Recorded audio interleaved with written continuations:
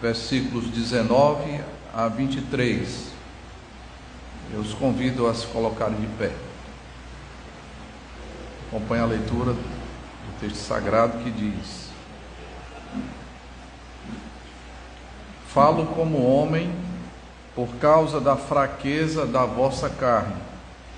Assim como oferecestes os vossos membros para a escravidão da impureza e da iniquidade para a iniquidade, assim oferecei agora os vossos membros para servirem à justiça para a santificação. Porque quando éreis escravos do pecado, estáveis isentos em relação à justiça. Naquele tempo, que resultado colhestes? Somente as coisas de que agora vos envergonhais, porque o fim delas é a morte. Agora, porém, libertados do pecado, transformados em servos de Deus, tende o vosso fruto para a santificação e, por fim, a vida eterna. Porque o salário do pecado é a morte, mas o dom gratuito de Deus é a vida eterna em Cristo Jesus, o nosso Senhor. Senhor, nós precisamos da Tua orientação, Senhor. Um texto muito rico, um texto que fala da nossa vida pregressa, Senhor, quem nós éramos antes do Senhor tomar uma iniciativa poderosa que nos transformou, que nos purificou e nos colocou, Senhor, com novas aspirações, novos desejos. E de fato hoje, Senhor, graças a Ti, nós somos novas criaturas. Precisamos dessas palavras de exortação, precisamos nos conscientizar que quem nós somos em Cristo Jesus, e à luz disso, Senhor, perseguirmos a vida para a qual nós fomos salvos. Nós devemos, ó Deus, estar realmente envolvidos com a santificação, porque não colhemos nenhum fruto, Senhor, quando estávamos distantes de Cristo.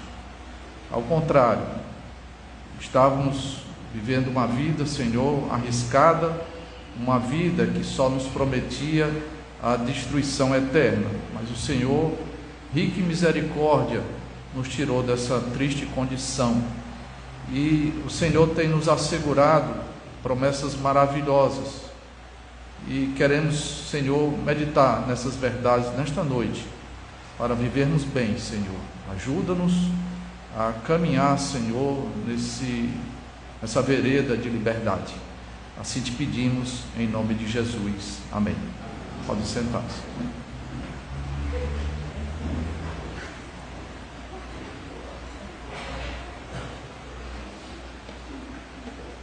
O caminho da verdadeira liberdade é o título da mensagem de hoje. Irmãos, o capítulo 6 não foi um capítulo fácil de ser entendido. Há doutrinas aqui que são muito profundas, que tratam da nossa união com Cristo e que também falam da necessidade de santificação. E hoje nós vamos encerrar toda a argumentação que nós vimos aqui ao longo de alguns domingos, todas baseadas no capítulo 6. Dizem que João Calvino, ele tinha como método de pregação, primeiramente, identificar qual é a doutrina que era trabalhada pelo texto sagrado. Então, eu falo para os irmãos, mais uma vez, que a doutrina que subjaz nesse texto é a doutrina da santificação. E nós vamos aprender como a Bíblia nos ensina a ser santos, como a Bíblia nos ensina a caminhar nessa vereda de liberdade, que é a vereda da santidade. Dito isso, entendam comigo como o apóstolo Paulo argumenta. O versículo 19, irmãos, nós temos uma exortação, ou seja, o apóstolo Paulo nos diz o que nós devemos fazer. Em seguida, os próximos versículos, nós temos razões pelas quais nós devemos obedecer à ordem do apóstolo Paulo. Então nós veremos razões negativas, que estão nos versículos 20 e 21. Veremos também uma razão positiva, que está no versículo 22. E no versículo 23 ainda há razões, mas agora apresentadas no formato de conclusão, tá? Então é assim que nós vamos trabalhar o texto que nós acabamos de ler. Vejamos primeiramente a exortação, a admoestação, o encorajamento que o apóstolo Paulo nos dá.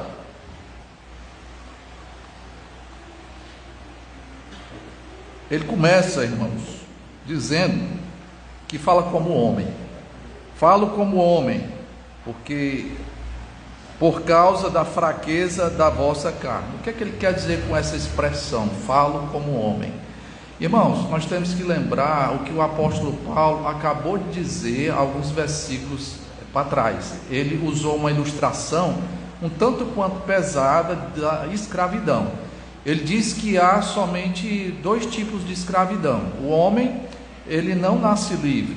O homem nasce escravo do pecado. E quando acontece uma mudança radical na nossa vida, nós passamos a servir a um outro Senhor, que é o nosso Senhor e Salvador Jesus Cristo. Então o homem não deixa de ser escravo. Então o apóstolo Paulo, ele sabia que ao usar essa ilustração, e eu chamo a atenção, irmãos, para a palavra ilustração, da ideia de luz. Todo pregador, ele tem que estar atento para transformar, assim, por assim dizer, assuntos complexos em assuntos mais simples, em assuntos mais claros. E nesse afã, o pregador usa ilustrações. E o apóstolo Paulo usou uma ilustração. E a gente sabe que não há nenhuma ilustração perfeita. Algumas ilustrações às vezes geram mais questionamentos. A ilustração serve para destacar um único ponto. Então o apóstolo Paulo, ele usa essa expressão: eu falo como homem. Eu estou usando a situação do cotidiano da época do apóstolo Paulo, né? Que era uma sociedade onde havia a escravidão. Então é isso que o apóstolo Paulo está dizendo aqui. Não é que ele se arrependeu da ilustração que ele usou, tanto é que ele vai continuar falando em termos de escravidão. No versículo 20 ele diz: porque quando eres escravos do pecado, né? Então ele continua usando esse linguajar. Interessante que ele fala que falou como homem, usando coisas do cotidiano para ilustrar uma verdade espiritual, por causa da fraqueza da vossa carne. Interessante isso. Ele não diz que é a fraqueza do nosso intelecto, ele diz a fraqueza da carne. A Bíblia, irmãos, nesse contexto, quando fala de carne, está pensando em todas as nossas faculdades que foram afetadas pelo pecado. Então o apóstolo Paulo leva isso em consideração, porque pensemos, ainda que o homem seja dotado de intelectualidade e outros são bem mais racionais do que as demais pessoas, ele tem uma dificuldade de aceitar e de discernir as verdades espirituais. Quando ele se depara com a verdade de Deus, como acontecia no mundo antigo, o apóstolo Paulo falando aos coríntios, a mensagem da cruz, o evangelho, era encarado pelos judeus como um escândalo, e para os gentios, para os gregos, como um verdadeiro absurdo. Então, por isso que o apóstolo Paulo usa essa ilustração, levando em consideração a fraqueza que é própria do ser humano, que ele chama fraqueza da carne. Aí agora, irmãos, ele vai dar uma exortação, e eu queria aqui fazer mais uma ressalva. A exortação, ela segue um ensinamento doutrinário. O apóstolo Paulo, no versículo 18, deixou bem claro que nós fomos libertados do pecado e agora nós fomos feitos, aqui foi traduzido como servo da justiça, mas eu prefiro uma tradução que ela é mais intensa. Nós fomos feitos escravos da justiça. Então, isso é um princípio que ele coloca, isso é um ensinamento. O apóstolo Paulo, ele tinha essa maneira de abordar, essa maneira de ensinar as pessoas. Primeiro ele dá o princípio, primeiro ele dá a doutrina, primeiro ele dá nos ensinos teológicos, e à luz disso ele aplica, ele traz exortações. Ele quer dizer, em outras palavras, que nós precisamos nos conscientizar quem nós somos, o que é um cristão. O cristão é alguém que estava numa realidade, ele era escravo do pecado, e agora, graças à obra de Deus, ele vive numa nova realidade. Ele hoje é escravo da justiça. Então nós precisamos entender essa verdade, e uma vez que essa verdade ela é absorvida por nós, aí nós estamos preparados a cumprir o que o apóstolo Paulo, falando por boca do Espírito Santo, espera de nós, né? Se você é escravo da justiça, então você deve viver de uma forma coerente. Você não pode viver de qualquer maneira. Aí, no versículo 19, ele nos dá essa exortação. Lembrando que a exortação nada mais é do que uma palavra de encorajamento. Ele diz quem nós somos e agora ele diz o que nós devemos fazer. Ele fala: assim como ofereceste os vossos membros para a escravidão da impureza, e me permita essa tradução, não maldade, mas iniquidade ou transgressão, para a transgressão, assim oferecei agora os vossos membros para servirem à justiça, para a santificação. Veja que o apóstolo Paulo, irmãos, ele era um homem que argumentava muito bem, e quando ele ensinava sobre a santificação, a maneira, o processo na qual todos nós estamos envolvidos, e que envolve um estilo de vida diferente, que envolve práticas que devem acontecer no nosso cotidiano, o apóstolo Paulo, ele ensina nesses termos: assim como, assim agora. Assim como vocês ofereceram os membros, né, do vosso corpo para servir a impureza e também a maldade, agora vocês vão oferecer esses mesmos membros para servirem à justiça, para a santificação, né? O que é que ele está querendo dizer aqui? O que são membros, irmãos? O que é que ele tem na cabeça por membros? Ele já falou sobre isso nesse mesmo capítulo 6. Membros aqui envolve os membros propriamente dito do nosso corpo, os nossos braços que nós realizamos, as nossas obras, as nossas pernas que nos levam até os caminhos que nós escolhemos, até onde nós pretendemos chegar. É isso e muito mais. Quando ele fala de membros, ele também está pensando na imaginação, na nossa maneira de raciocinar, as nossas decisões, envolve tudo isso, irmãos. Esses membros, eles foram dedicados a caminhos inglórios, eles foram dedicados a um antigo senhor que nos oprimia, e esses membros, eles infelizmente só produziram impureza e iniquidade. Aí eu quero chamar a atenção para algo muito interessante. Perceba que ele vai dizer que os membros não foram mudados, são os mesmos membros. Isso quer dizer que na prática, irmãos, que Deus, ele não vai promover uma mudança no nosso temperamento. Existem pessoas, como era o caso do apóstolo Paulo, que eram pessoas muito zelosas, pessoas que não mediam esforços para concretizar aquilo que se propunham a fazer. O apóstolo Paulo jamais poderia ser acusado de uma pessoa pusilânime, uma pessoa que começa a realizar algo e abandona no caminho. O apóstolo Paulo, ele era muito determinado.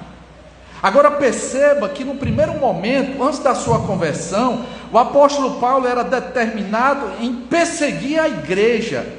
Ele era um perseguidor zeloso da igreja. Ele usava esses membros, irmãos, para perseguir aquilo que é mais caro para o Senhor Jesus Cristo, que é a sua igreja. Agora repare que quando ele converteu-se, ou foi convertido, esses mesmos membros, esse mesmo temperamento, agora era dedicado com igual zelo, irmãos, não mais para perseguir a igreja, mas para proclamar o Evangelho Santo do nosso Senhor e Salvador Jesus Cristo. Então, se você é lerdo de pensamento, assim como eu, fique bem claro que ao se converter, Deus não vai te transformar num gênio. Talvez a lerdeza vai ser menor, mas lembre-se, toda a nossa capacidade, os nossos membros não podem ser mais dedicados ao antigo Senhor, à imundícia. Irmãos, a imundícia dá a ideia de algo vil, de algo desprezível. Por isso que no momento da devocional de leitura, no culto de hoje, nós relembramos o capítulo 1. O apóstolo Paulo alista vários aspectos do pecado, né? Demonstrando que os homens são desobedientes, são inventores de males, os homens são pervertidos, e eles se dedicavam com todo o vigor, com toda a sua energia e todo o seu tempo. Impressionante isso. A imundícia. E esse caráter vil, irmãos, leva à transgressão. Eles dedicavam os seus membros à imundícia, e isso levava à quebra da lei, a um desrespeito à vontade de Deus. E essa escravidão da impureza e da transgressão conduzia a mais transgressão. É isso que ele está dizendo. Aí só que agora ele diz: olha, mudou algo, e você precisa dedicar esses membros a serviço da justiça. Você não é escravo da justiça? Pois então você vai servir a justiça. Essa é a exortação do apóstolo Paulo. Justiça aqui, irmãos, tem a ver com retidão, com integridade. O crente não pode caminhar de qualquer maneira. Interessante que essa vida de retidão vai nos conduzir para a santificação, para uma consagração cada vez maior ao Senhor. Interessante como teoria e prática estão muito bem casados aqui. Você se conscientiza de quem você é uma nova criatura, você é escravo da justiça, você vai viver completamente dedicado a Deus, a uma vida de justiça, e isso vai te levar cada vez mais para a santificação. Então, Paulo assim nos diz a igreja do Senhor, nessa exortação: dedique os seus membros, dedique tudo que você é, o seu temperamento, a sua personalidade, o seu jeito de ser, agora não mais a caminhos tortuosos, a vileza, a transgressão, mas dedique-se agora à vida de retidão, de justiça para a santificação. Versículo 20 e 21, o apóstolo Paulo vai nos dar razões. Ele nos diz o que fazer, e ele nos diz também por que nós devemos fazer. E a primeira razão que ele vai nos dar, ou razões, são de caráter negativo. Ele diz: porque quando éreis escravos do pecado, ele vai lembrar quem nós éramos antes de Cristo. Quando vocês eram pecados do pecado, quando nós éramos escravos do pecado, estáveis, isentos em relação à justiça. É uma maneira de ele dizer a mesma coisa. O que é que ele quer dizer isento de justiça? Livre da justiça. Todo ser humano que naturalmente é escravo do pecado, ele está isento da justiça. Ele não pode estar debaixo da justiça. Isso é muito interessante também, porque nos faz pensar. Imagine os maiores expoentes, imagine as pessoas que nós mais admiramos na história desse mundo,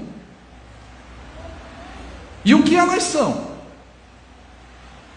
Isso me faz lembrar a música de um poeta brasileiro que ele dizia que os meus heróis morreram de overdose. Veja qualquer livro e também filmes biográficos. É uma verdadeira decepção. Você vai consultar aquelas pessoas que foram grandes artistas, que foram muito habilidosos em determinadas áreas, mas que eram um verdadeiro fracasso de vida. Por quê? Estavam livres da justiça. Livres da justiça. Tem um filme belíssimo do Franco Zeffirelli, na década de 70, salvo engano, da época que eu nasci, acho que de 72. Irmão Sol, Irmã Lua, trilha sonora belíssima, um filme encantador, que fala da história de Francisco. A palavra Francisco literalmente é o pequeno francês, né? A mãe dele falava francês, lá da cidade de Assis, por isso que ele era chamado Francisco de Assis. E ele, sinceramente, irmãos, eu não sei se houve essa mudança radical da escravidão do pecado para a escravidão agora da justiça. Eu o admiro bastante. Ele é uma pessoa extraordinária. Interessante que eu estava na roda de conversa e o filho de um pai lá, meu amigo, começou a destacar algumas figuras negras de destaque. Aí o pai dele destacou: meu filho, por que você não falou de Muhammad Ali? Um grande pugilista, né? Que se chamava Cassius Clay. Mas por que ele não é alguém que é referência para você? Aí você vai ver a história da pessoa, irmãos, é decepcionante. Por quê? Era um escravo do pecado, era alguém que estava livre da justiça. Assim éramos nós antes de Cristo. Aí ele diz o seguinte: estávamos isentos em relação à justiça, versículo 21, naquele tempo, que resultado colhestes? Ele usa o verbo colher, que dá a ideia de frutos.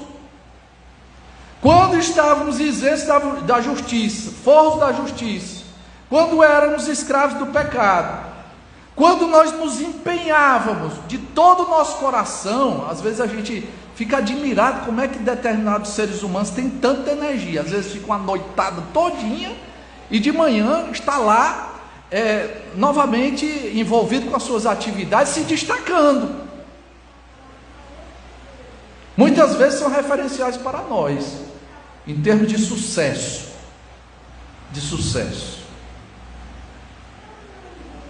Mas do ponto de vista de Deus, que tipo de fruto essas pessoas colheram?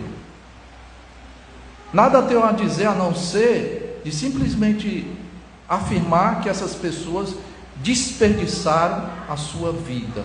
Já pensou no final da sua existência? Quando as pessoas da sua casa, os seus amigos, estiverem acompanhando todo aquele processo de sepultamento, o que é que vão dizer a seu respeito? Aí jaz alguém que desperdiçou a vida, alguém que não produziu realmente uma boa obra. O que é uma boa obra? São feitos, irmãos, que visam sobretudo a glória de Deus, e não há outra pessoa na face da terra a não ser o crente, porque agora ele é escravo da justiça, que faz com a motivação correta.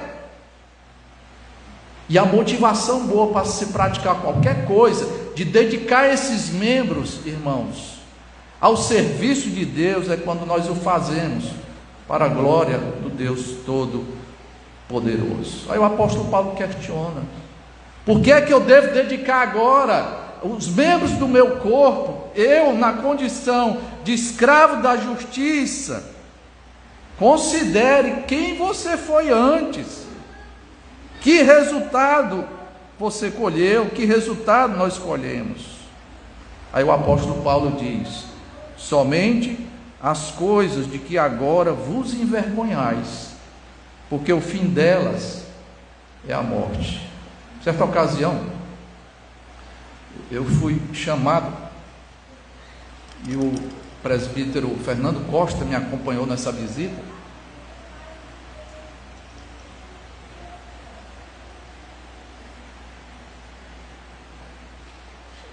Um jovem que se congregou por um tempo aqui e ele se envolveu com drogas. E como sempre acontece, sumiu da igreja e no primeiro momento não queria qualquer tipo de acompanhamento. E depois de uma noitada, mais do que uma noitada, um final de semana, totalmente envolvido com as drogas, ele nos chamou e nós fomos lá. E nós tivemos que confrontar e dizer: o que é que você quer da sua vida? E ele disse, eu nunca esqueci dessas palavras: eu estou numa ressaca moral. Foi assim que ele se manifestou: ressaca moral. Irmãos, por que nós vamos perder tempo ainda dedicando os nossos membros a praticar coisas que deveriam estar no nosso passado, coisas que muitas vezes só nos trazem vergonha? É isso que o apóstolo Paulo está dizendo. Ele nos dá essa razão, uma razão negativa. Não volte às antigas veredas, porque só trazem vergonha. E ele considera ainda, porque o fim delas é a morte. A morte. Depois nós vamos falar mais um pouco aqui sobre a morte. Vamos deixar para o versículo 23. Versículo 22, irmãos, diz o seguinte: agora, porém, libertados do pecado, transformados em servos de Deus, tende o vosso fruto para a santificação e, por fim, a vida eterna. Então, mais uma vez, ele apresenta a nossa condição. Perceba que nós não nos transformamos, nós é que fomos transformados. É Deus quem o faz, né? Isso é uma obra monergística, literalmente, somente um trabalha, somente Deus trabalha, realizando um verdadeiro transplante espiritual, colocando um coração de carne novamente, colocando novos desejos, um encantamento pelas coisas de Deus, uma nova vida, um novo nascimento. Como a gente vê nas Sagradas Escrituras, isso é sempre uma obra soberana da parte de Deus. Ele faz isso com quem Ele quer e na hora que Ele quiser. Então nós fomos libertados, transformados agora em servos de Deus. E agora há fruto também, irmãos. O vosso fruto para a santificação, para essa vida de compromisso em relação às coisas de Deus. Compromisso que envolve uma nova ética e uma nova moral. E por fim, irmãos, a vida eterna. Mas eu quero me concentrar no versículo 23, que ele vai novamente trazer a lume a razões negativas e positivas, com uma conclusão: porque o salário do pecado é a morte, mas o dom gratuito de Deus é a vida eterna em Cristo Jesus, nosso Senhor. Chama a atenção que ele faz um contraste entre dois caminhos ou dois estilos de vida. Você pode colocar como dois senhores também: um representado pelo salário da morte, o salário do pecado, e o outro, o dom gratuito de Deus. E ele fala também, irmãos, em termos de salário. Isso é muito interessante. Não sei se os irmãos sabem, mas a palavra salário no português, ela vem de sal, que antigamente se pagavam os legionários romanos com sal. Aí eles trocavam, né, por outras coisas, daí veio a palavra salário. Entenda salário sempre como uma recompensa. Salário é algo que você fez por merecer. Quando você está empregado numa empresa, em alguma repartição, Você trabalha durante um mês e após os 30 dias, você vai receber no mês seguinte o fruto do seu trabalho. E o apóstolo Paulo está dizendo: olha, o fruto do nosso trabalho na condição de escravos do pecado não é nada mais, nada menos do que a morte. Você fez por merecer. O final da tua história, se você continuar apartado de Cristo, vai ser a morte. Mas sabemos que quando a Bíblia fala de morte, irmãos, são 3 coisas, em tese: é a morte física, a morte espiritual e a segunda morte. Ele está pensando aqui provavelmente na segunda morte, no final de tudo isso, quando a gente estivermos na presença de Deus. E como diz lá o livro de Apocalipse, tanto o diabo como o próprio inferno, todos serão lançados lá no lago de fogo, que é a segunda morte. Está aí o salário. Você quer mérito? Quer pensar em mérito? Em recompensa? A consequência de toda uma vida que você achou que valeu a pena, pois ao final o que você receberá é a morte. Ele faz o contraste com o dom gratuito de Deus. Dom, irmãos, é algo dado. Se salário tem a ver com retribuição, dom aqui, o dom de Deus, o dom gratuito de Deus tem a ver com doação, com algo que Deus nos dá e nós não merecemos. E sabe qual é o resultado disso? A vida eterna. O dom, coisa que não merecemos, que é dado generosamente por Deus, por isso que é gratuito, é a vida eterna. Eu sei que quando a gente fala de vida eterna, a primeira ideia que vem à nossa mente é como algo sempre eterno. É uma vida que dura para sempre. Mas o principal conceito de vida eterna, de fato, vai durar para sempre. Começa aqui, porque Jesus Cristo disse, né? Crê em mim, quem crê em mim tem a vida eterna. Já é uma realidade para o crente. O que é vida, irmãos? Se a morte é a quebra da comunhão com Deus, vida é o contrário disso. Vida é comunhão, é companheirismo, é aproximação, é você fazer parte da família de Deus, e é isso que o Senhor nos promete. O dom gratuito é que vocês agora vão usufruir dessa vida que começa aqui e vai se estender por toda uma eternidade. É isso que Deus nos promete, e é baseado nessas razões que o Senhor diz, através do apóstolo Paulo, na exortação do versículo 19: dedique os seus membros, todo o seu ser, para algo que valha a pena, para a retidão, para a santificação. Eis aí a exposição do texto. O que é que nós podemos aprender? Primeiro, lembre-se que eu falei que a doutrina que está sendo trabalhada pelo apóstolo Paulo aqui, mais uma vez, é a santificação. E como é que o apóstolo Paulo trabalha a santificação? Primeiro, com argumentos racionais. O apóstolo Paulo era um excelente argumentador. Ele apela para o entendimento do crente. Você precisa entender quem você é.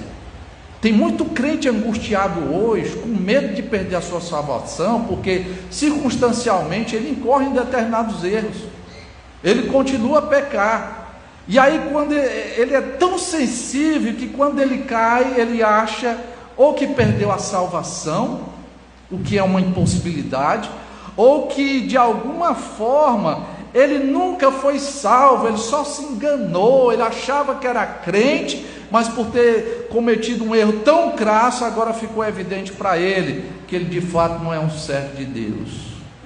Irmãos, lembre-se tudo que o apóstolo Paulo ensinou no capítulo 6. Nós não pertencemos mais ao velho homem. O velho homem morreu para nós. Nós não estamos mais em Adão. Nós fomos colocados no novo homem. Isso envolve, irmãos, uma nova vida. Isso envolve uma nova aspiração.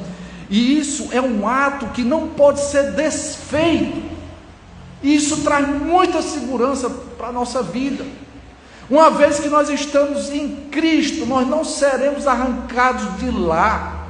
Nenhum membro, irmãos, do corpo de Cristo pode ser mutilado. O corpo de Cristo não pode ser decepado de maneira nenhuma. Estamos lá, a cabeça é Ele.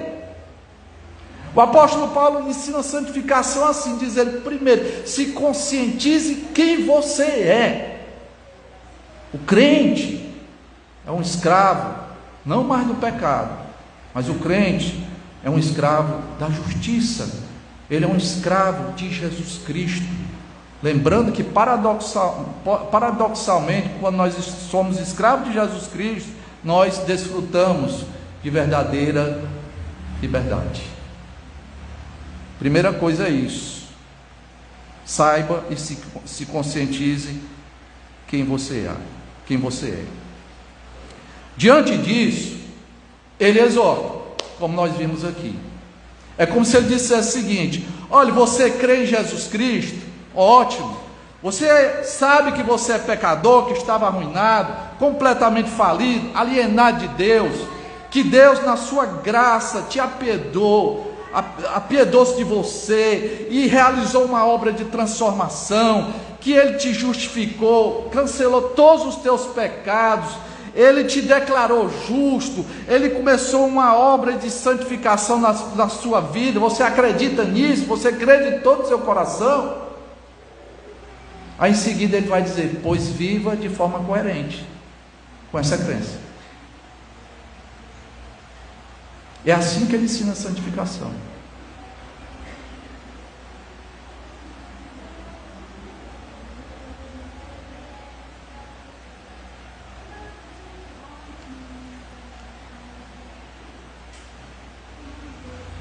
Nós aprendemos também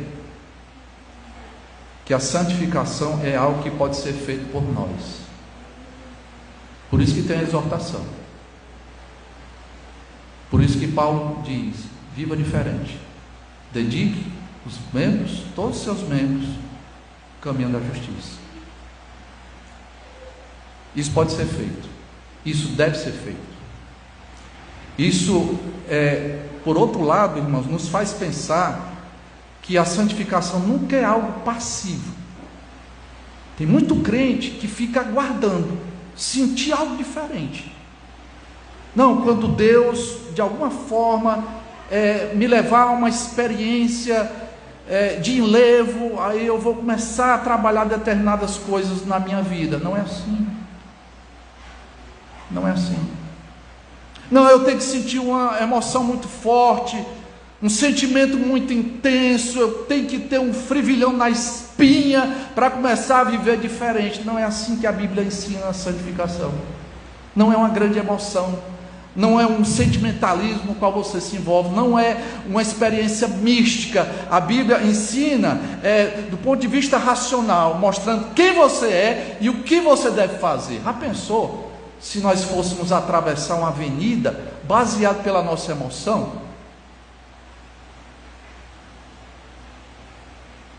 Você parar no meio da avenida, muito movimentada, eu não senti nada de diferente para me incentivar a travessia dessa avenida. Você vai morrer, vai ser atropelado. Não espere grandes emoções. A ordem já foi dada. Deus já mudou o seu coração. Não sirva ao antigo Senhor. O pecado ainda está nos nossos membros. Não dedique esses membros para aquelas coisas que você praticava e que só trouxeram vergonha para a sua vida. Meu querido irmão, assim é um crente. Está liberto em Cristo Jesus para servir ao melhor Senhor, ao doce Senhor, cujo jugo não oprime ninguém, cujo cuidado, irmãos, é simplesmente o cuidado paternal, constante, perseverante. O Senhor vai nos preservar. Viva de tal maneira que faça jus à sua crença. Que Deus nos abençoe. Amém. Vou pedir que nosso irmão Joás ore por nós.